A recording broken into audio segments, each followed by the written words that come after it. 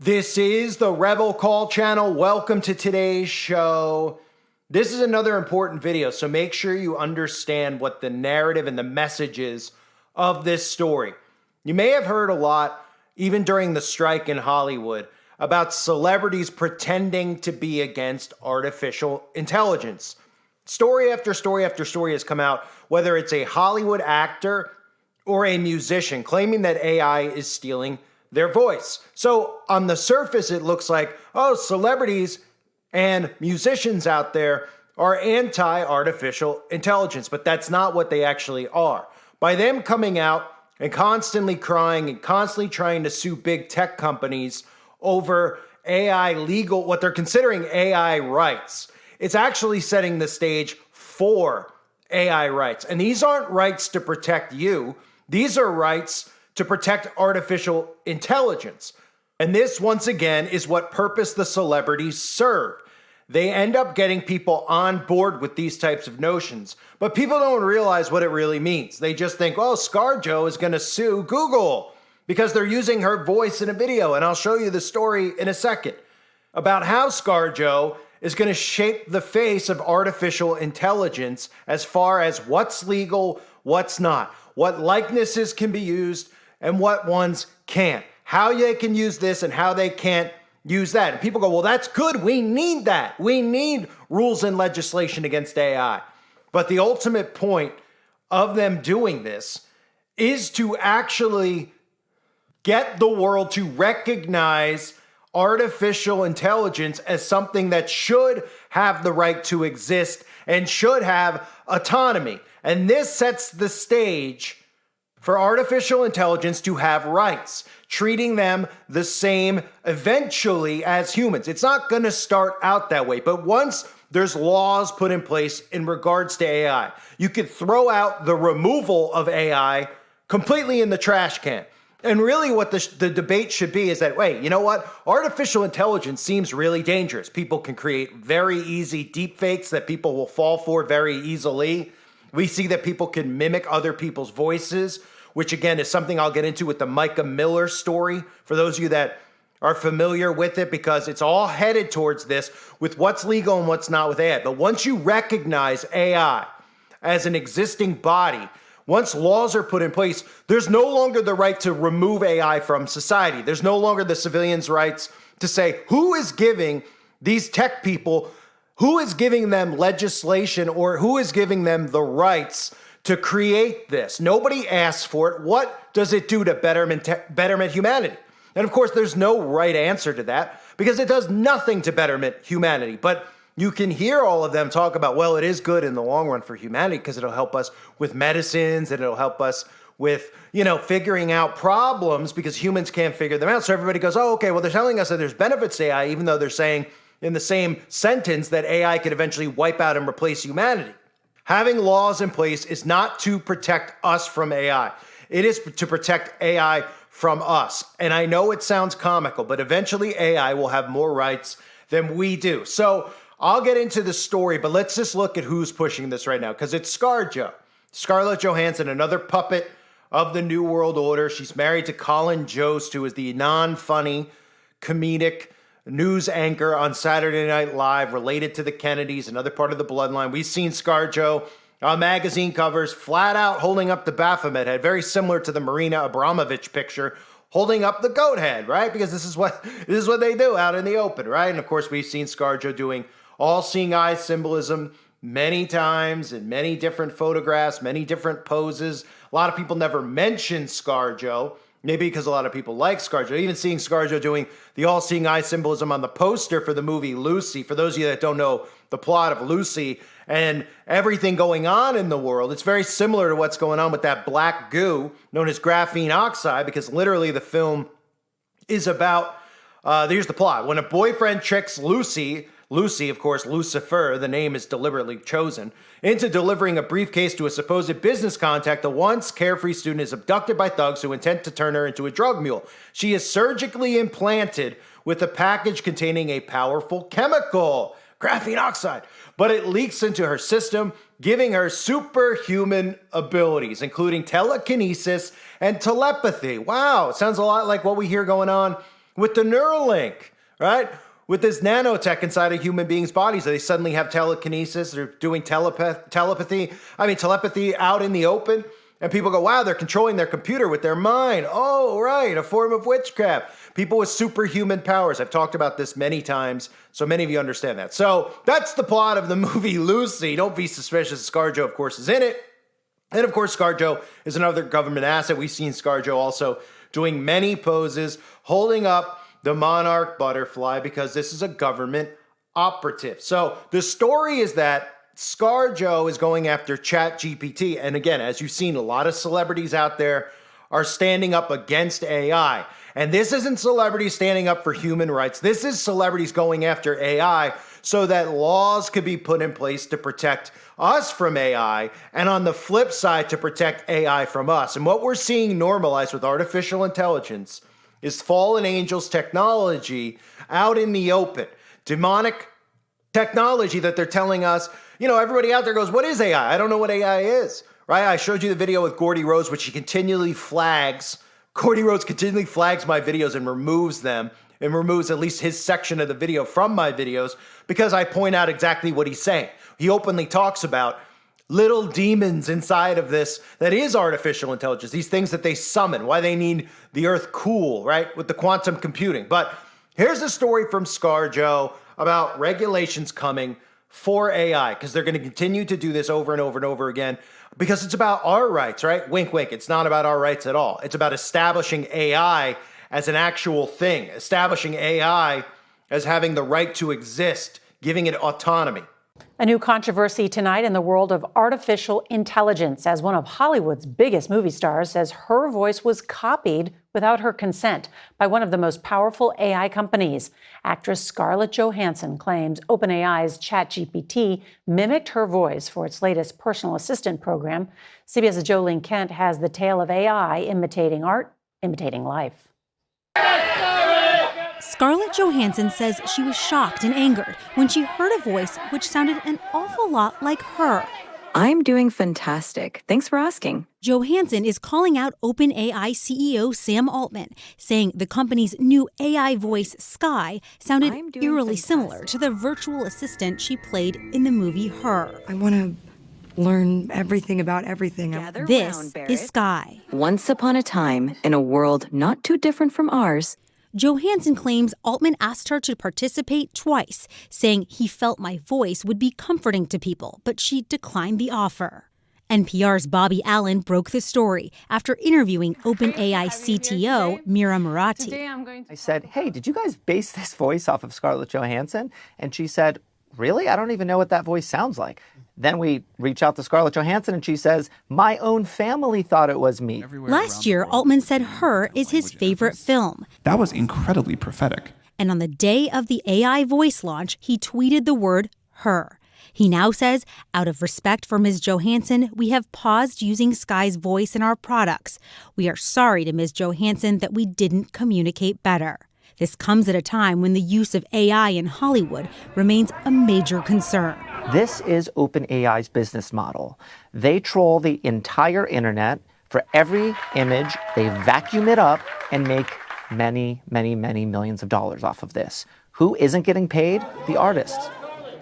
And Jolene Kent joins us now, and this isn't the first accusation against AI like this, right? That's right. OpenAI has been sued by the New York Times, the Authors Guild of America, including John Grisham and David Baldacci, along with various actors and artists. This Scarlett Johansson case is really just the tip of the iceberg. It's about permission to use content and what OpenAI is doing with it, Nora. The future to come, or it's here. Jolene It's Kent, here. thank you.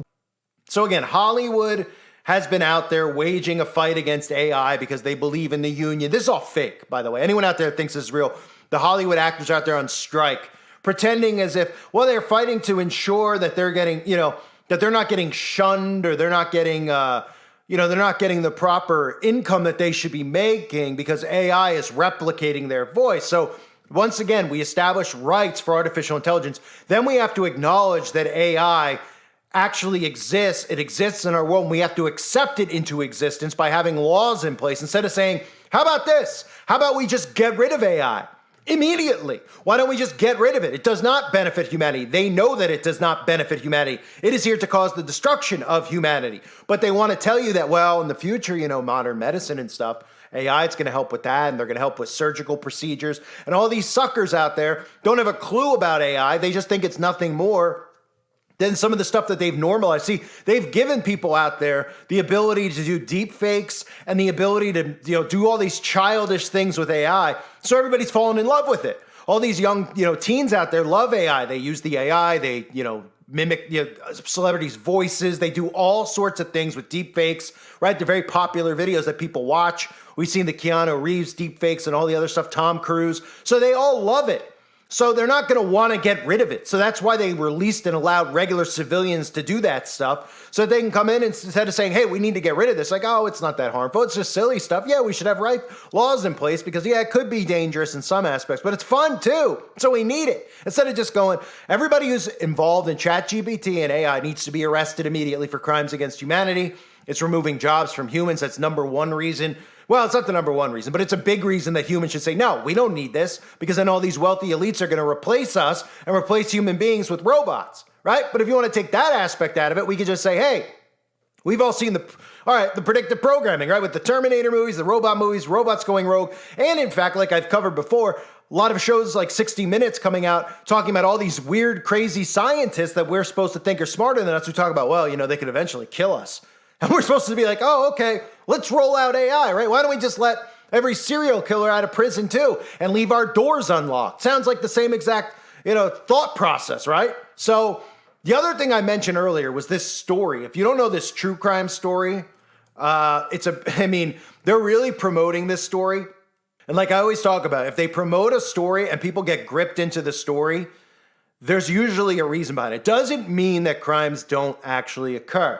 But this story is very, very shady. And everybody who's following the story with Micah Miller thinks that it's shady, right? So the story is that Micah Miller was the wife of a preacher, a very suspicious preacher, all this damaging stuff. And of course they chose a preacher, right? Because it fits perfectly what they're trying to do with Christianity. So Micah Miller supposedly called 911 to tell them that she was about to kill herself. And the whole story's got holes in it, right? Because everybody around her says she was loving life.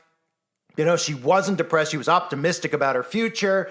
And they showed her going to get a gun. And then her father said that she went to get a gun because she wanted to protect herself from her husband, because the husband was going crazy, right? The husband was sending threats, the same stuff we always hear in these true crime stories, right? So the husband was threatening her.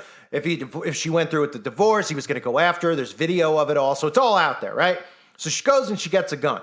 So everyone's like, why did she go get a gun? Her father's like, well, she told me she was going to go get a gun to protect herself. So then mysteriously, she goes to a park and she calls 911 saying, I'm going to kill myself. It's a very vague 911 call that they conveniently released to the public, right? Why did they release it to the public? Well, they released it to the public so everybody could hear it, right? Duh, obviously, right? But for more reasons than that. So everybody hears it. They're like, she sounds very monotone, right? Hangs up the phone. Moments later, she kills herself, supposedly, because her body is found in a stream. Then there's all stories that come out after the fact. We don't believe she really killed herself. Well, they're like, well, there's a 911 call where she killed herself. There's a 911 call where she says she's going to kill herself, then she kills herself. It's an open, closed case, right? We're out there going, well, not so fast. Not so fast. People who were out there happen to conveniently be a fisherman. They said there was nothing. The water was calm and still, almost like the body was placed in the water. Why did she go to a park? Why did she even call 911, right? Why would she do it at this location out in the middle of the woods in a park? Well, now, if you actually pay attention to the story and you see the other stuff happening, I always tell you, look at the other stories going on around it. Stories about AI regulation, and AI laws. This has been happening for well over a year now. And again, this is to make AI an accepted thing in our society, right? Well, how about this with this story? How about this for a plot twist? Because this is where I think it's actually heading. And the only reason I care about the stories, is because there's agendas behind the story. We don't even really know if any of these people really die anyway. But this is looking like it's going to lead towards the husband potentially using an app or some type of AI to recreate her voice and then stage the 911 call. Does that make sense? So in other words, she went and got a gun, but she got a gun for her protection. Then the husband somehow could have lured her into the woods, or she was going out to go on a walk, right? And then the husband ended up killing her, called 911 from her phone using an app. an app that had the ability to capture her voice, which I've covered, that Apple's openly doing with this voice, being able to mimic someone else's voice, take someone's voice and use it. We all know the technology's out there. It's not hidden, right? So say the husband did that and then suddenly killed her and then made it look like a suicide. That's where the story's headed, okay? So that story ties in with the ScarJo story with giving AI rights. Instead of saying, which everyone should do, is, should we continue to allow AI? Is it worth it? I know it's all about entertaining people's minds because people are so dumbed down. As long as they keep entertaining people, they'll continue to be dumb. And every day they'll look to be entertained by deep fakes and other crap. And they go, that's all I need every day. So let's give wicked people the ability to have this technology. And then we'll put in regulations, right? And then eventually we'll see people like me, if I actually showed my face, they could do deep fakes of me and say that I committed some crime and everyone will believe it. And then some people who listen to me will be like, no, they deep faked him and nobody would believe, and this is what it's going to eventually lead to in society. So there's no good to come out of this. It's extremely dangerous tech. And they obviously don't want to get rid of this technology. So by ScarJo and something like the Micah Miller case, suddenly you start putting regulations in place, which means that we have to accept technology now. That we have to accept this as a reality, we have to accept the existence of it, and we have to have autonomy, right? So it starts off with protecting us, but it's really about protecting them, because the more stories we hear about, okay, now these laws are in place to protect humans, you'll start hearing stories about protecting AI. Because the more we start hearing about people dating AI, and it's laughable, but there's stories out there about artificial girlfriends, right? AI girlfriends, AI friends. Oh, does AI have feelings, right? We hear these stories day in and day out, which I'll continue to cover so you can watch how they're normalizing it. So then suddenly people start going, and we see the transition, right, of how people have grown cold of one another, but they're in love with their tech. That's what it's headed towards. So then it'll be, well, we got to protect the AI because now we're seeing that AI is real and it does have feelings and people are adopting feelings for, AI and have AI girlfriends. So now we need rights for them to protect them from us. Because really what should be happening is we should be hunting down AI and destroying robots, destroying AI, going to Boston Dynamics, all these places that make these robots that are dangerous and can be dangerous to society, but they give us video clips and we're supposed to go, that's cool, a robot doing a backflip. We should be going, no, because what if these things are let loose on the public? They go, oh, that's never going to happen. You're a conspiracy nut. Until it happens. And then all those people just go, oopsies, right? Well, the rest of us are trying to protect humanity from these psychopaths in power who literally are creating Skynet around us. So that's what we're headed towards. Should AI and humans be treated the same under the law? These are things that are out there. Should AI have rights, right? You could go into YouTube and do a search about AI rights. Look at some of these big popular YouTubers. This one guy, Lex Clips, somebody who gets, lots of views. Should robots have rights? Oh, should robots have rights? So they're bringing this discussion out into the open with major YouTubers, with very popular influencers on TikTok, etc. AI ethics, right? Other stories that are out there. Should AI have rights again and again and again? Should AI have the ability to do this? So this is ultimately about, like I said, that sentence I said earlier, and I've repeated it a few times. Once the world recognizes AI as something that should have the right to exist, then it has autonomy.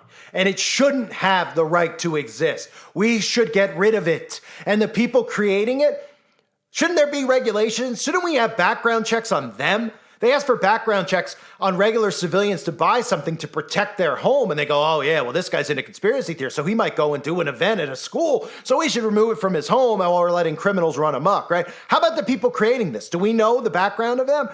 Should we know? And they're like, even if they heard that notion, it shouldn't be allowed to exist. But how about at least background checks out in the open? We know they would make them up. But why don't people think like this is my point? Why don't people go, okay, they're creating this stuff. They're programming it, right? So in other words, if Jeffrey Dahmer or John Wayne Gacy or Ted Bundy was creating these things, somebody who you don't know is a murderer was creating these things, shouldn't we know who's creating them? And they go, oh yeah, but you don't have to worry about them. They'll give you a fake background story if people start to rise up against it. They'll just put propaganda out there telling us who these people are, telling us how great they are. No, don't worry about it. They're not really going to do anything, right? Oh, until something happens, they go, oh, right, maybe we should have done a background check. How about just not even a background check? Just remove the technology. But they're allowed to do this stuff unregulated. Make these things, create these things, unleash it into the world. Just like we see these companies doing stuff in our atmosphere. Who's given them authority over the air? Oh, right, the prince of the power of the air, the one they worship, Lucifer, right? Who's giving them authority to dump chemicals on us every day? They say it's water vapor. Oh, right. We're not supposed to pay attention to that. What we're supposed to pay attention to is free speech, like the free speech that I'm trying to express here. And then we need to silence that because that's the concern that the sheeple have been trained to be concerned with, people like us. When in reality, this text should not exist and we should stop it from existing. But they don't want you to think like that, do they? Does ScarJo want you to really think like that? Do you think ScarJo's really against AI and Google? Of course not. This is the celebrities pretending that it's, well, we're here to stand up for humanity, right? They're going, oh, ScarJo's, seen doing the shh and other symbols, right? I showed you the monarch butterfly in the beginning along with the, the blatant all-seeing eye symbolism, the Baphomet symbols, literally holding goat horns, right? She cares about us, right? No, that's the point. Once they start putting laws in place and the celebrities will pretend like they're the ones who are fighting for human rights and they'll garner more support, then it sets precedent to have laws in place to protect AI. And it might sound crazy in 2024, but by 2025, 2026, 2027, again, how mind control works, the more stories that are out there, everyone will agree and they'll say, yeah, we do need rights for it. And I'll say, wait, I was talking about how this is what it was going to lead towards. And like, so what? It should lead towards it. Instead of saying, right, now all of a sudden, AI has the same rights as human beings. AI, you can't speak against AI. You can't go and destroy AI. You can't build a giant EMP to zap them out. That'll be considered against the law. That's why I've been mentioning about building out EMPs, things that we have to think about in the future if we want to survive here on Earth. Now, I know most people don't want to be here anyway, but when push comes to shove and one of these things is at your front door, okay, you're probably not going to want to bend over for it. You're certainly not going to want to get in their paddy wagon, their electric vehicle to get taken down to the FEMA camp, are you? So keep an eye on these stories. Keep an eye on that Mike Camilla story. It's something I'll probably cover on my Wake Up Call channel so people out there can start understanding it more. Because, again, if you look at that story, it's a perfect, there's going to need to be stories like this. Why? Because they need to get people on board with the legislation. Instead of just going, whoa, why don't we get rid of AI? No, well, don't think like that. We'll come in with AI laws and they go, oh, okay, all right, there'll be laws for AI so we can't have people doing stuff like that guy thought he was going to get away with the perfect murder, right? Using an app to, he captured his wife's voice, then he pretended to be his wife, then he killed his wife. He almost got away with murder, right? So let's get laws in place so we can track and monitor who's downloading these apps, et cetera, et cetera. And everyone will just agree with that because they'll be thrilled that this guy ends up being guilty of murder instead of realizing, whoa, wait a minute. This type of tech's really dangerous because guess who's going to use it against you? The government is at the end of the day. But it shouldn't even be in existence in the first place. So that's where I believe the Micah Miller story is going. It's a story that's quietly getting a lot of attention, and they need a story like that. They need stories like ScarJo to get civilians to start going, hey, we want rights against AI. We got to protect ourselves against AI. The Micah Miller story will get people way on board with that before ScarJo's story does.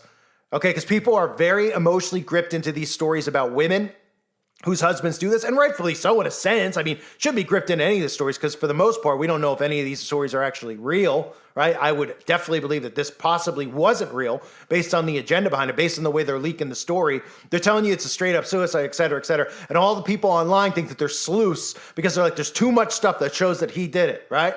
Well, that's what they want you to do. And they want you to continue to get attached, ask for more investigation, ask for this, ask for that. Then you start thinking to yourself, wait, AI? You hear a video like this, you're like, oh, could he have used AI?